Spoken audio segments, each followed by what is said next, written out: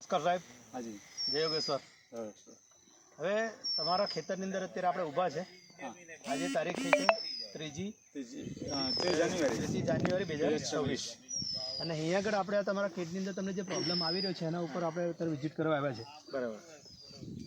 તો અત્યારે આ તમારા ખેતરની અંદર ઊભા છે, તો તમને શું પ્રોબ્લેમ છે અત્યારે ખેતરમાં? મેં 1 ઓગસ્ટે આ કેળાનું વાવેતર કરેલું. રોપા લાવ્યા હતા પૂનાથી.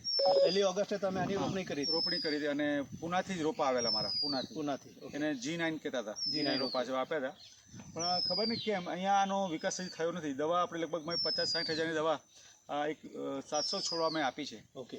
પણ હજી જોયો વિકાસ અમે દેખાતો, પણ એ જ સેમ વસ્તુ આ બાજુ કરે. આમાં વિકાસ જ્યારે બાજુના પ્લાન્ટમાં તમે જોઈ રહ્યા છો એ પછીની રોપણી છે. પછી 2-4 દિવસ પછીની રોપણી છે. એમાં વિકાસ દેખાય છે થોડો આપણને. ઓકે. હા, સેમ ટ્રીટમેન્ટ ત્યાં કરેલી છે. પેલા આમાં કંઈક ખબર નહીં શું ફરક પડ્યો છે, અને ટ્રીટમેન્ટ બધી આપણે કરી છે, રાસાયણિક ટ્રીટમેન્ટ કરેલી છે. તો ઓકે. તો સાહેબ અત્યારે આપણે તમારા ખેતરમાં આપણે આવ્યા છે અને આપણે નેટસપ કંપનીની જે 100% ઓર્ગેનિક ટ્રીટમેન્ટ છે જેની આપણે શરૂઆત કરી રહ્યા છે. તો અહીંયા જ આપણી કસોટી થશે કે આનો વિકાસ નથી અને પેલા બાજુ વિકાસ છે. તો આપણી નેટસપની પ્રોડક્ટ જો આ પાકને જો પેલાની સામે ઊભો કરી દે તો આ પ્રોડક્ટ 100% આપણી ખાતરીવાળી થઈ ગઈ.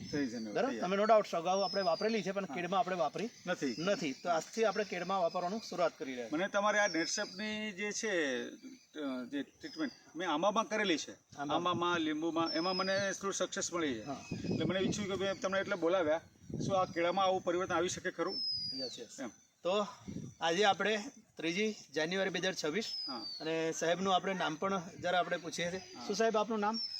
મારું નામ હરીશભાઈ પટેલ. હરીશભાઈ પટેલ. તો આ તમારો જે એરિયા છે એ એરિયા કયો કહેવાય? આ આંકલાવ આણંદ જિલ્લાનો આંકલાવ તાલુકો છે. આંકલાવની બાજુમાં 2 કિલોમીટર દૂર મારું ફાર્મ છે આવેલું, મધુરમ ફાર્મની અંદર. ઓકે. તો અત્યારે મહેશભાઈ તમે ખાસ કરીને આપણા એક પ્લાન્ટ તમે બતાવો કે જો આ પ્લાન્ટની અત્યારે કન્ડિશન શું છે. અને આ 1 ઓગસ્ટ 2025ના રોજ આપણે આ પ્લાન્ટની રોપણી થયેલી છે, પણ તે છતાં એનો વિકાસ થઈ શક્યો નથી.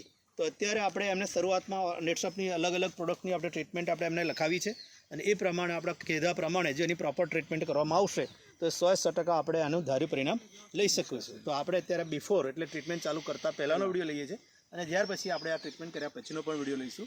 તો આનું ખરેખર આપણને કેવું પરિણામ છે આપણે જોઈ શકીશું. Okay. Thank you very much. ધન્યવાદ.